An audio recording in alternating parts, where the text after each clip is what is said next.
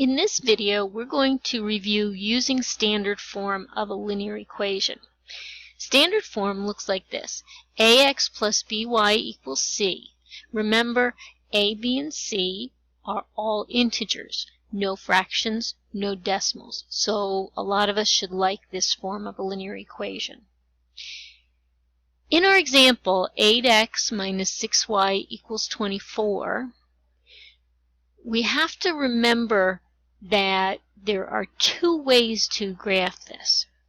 First way is to transform to slope-intercept form, which we'll do later, but you have to be really good at your algebra tools to do that.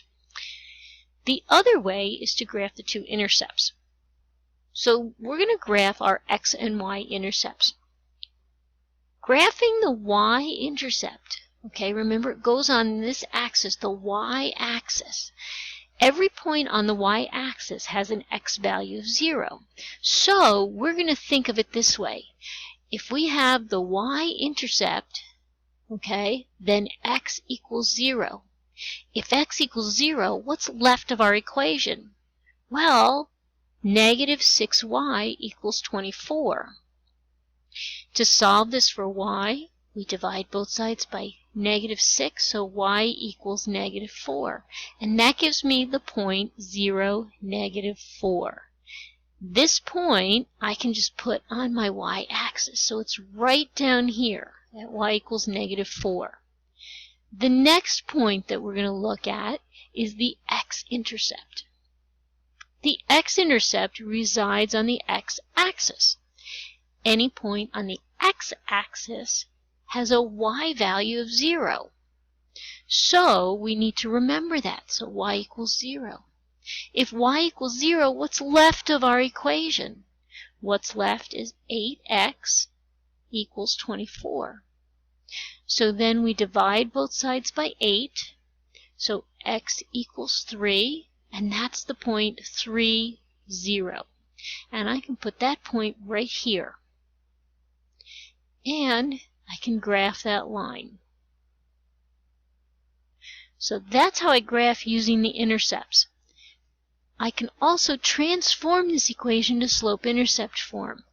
If I do that, so I have 8x minus 6y equals 24.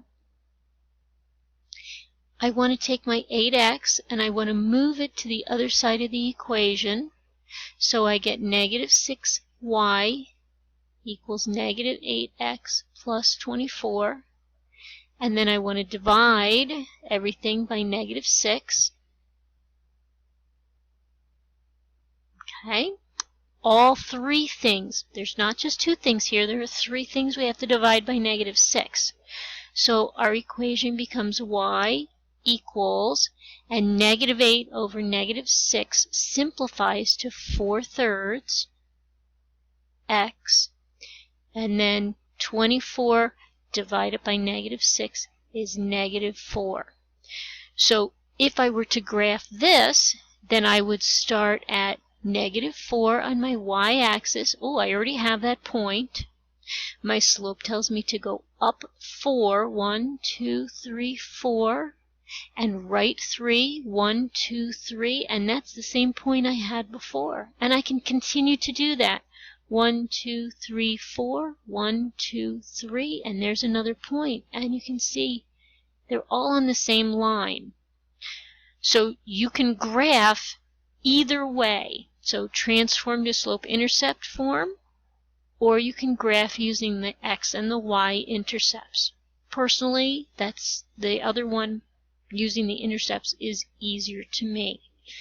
Please bring your questions to class. Thank you.